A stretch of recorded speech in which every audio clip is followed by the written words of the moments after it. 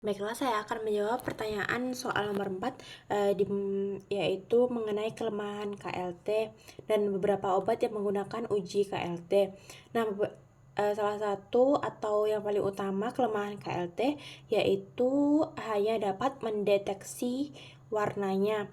Sedangkan yang kita tahu, misalnya dalam sampel terdeteksi warna biru terang dan menunjukkan bahwa hasil sampel tersebut mengandung obat X sesuai dengan literatur, tetapi tidak signifikan seperti uji-uji yaitu spektrofotometri UV vis maupun spektrofotometri ultraviolet.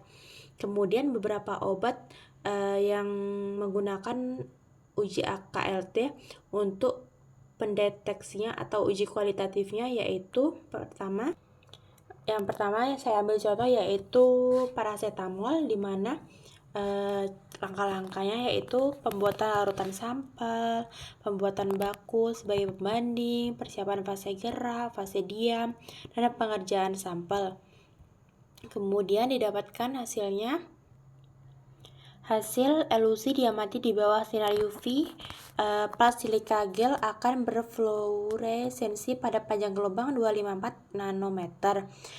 Kemudian plat yang berfluoresensi dapat menampakkan noda gelap sebagai titik akhir pergerakan sampel. Noda sampel kemudian dibandingkan dengan kedudukannya terhadap fase gerak untuk mendapatkan nilai RF. Nilai RF digunakan sebagai karakterisasi sifat komponen yang khas pada setiap senyawa.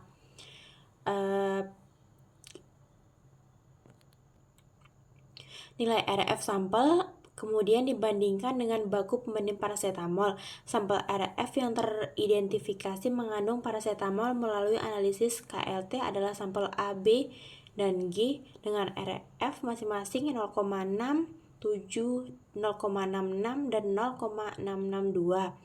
Selisih nilai RF A, B, dan G dengan baku pembanding paracetamol kemudian dihitung.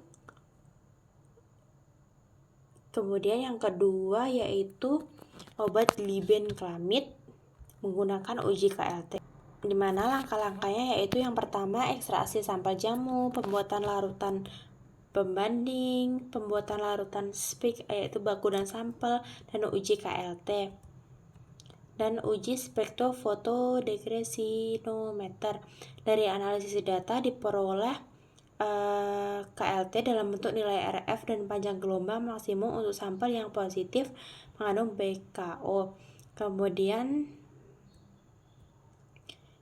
hasil yang dapat dilihat pada gambar 1, di mana hasil diperoleh menyatakan bahwa pada baku dan spek tidak ada nilai RF yang sama dengan nilai RF sampel 1 jamu delites.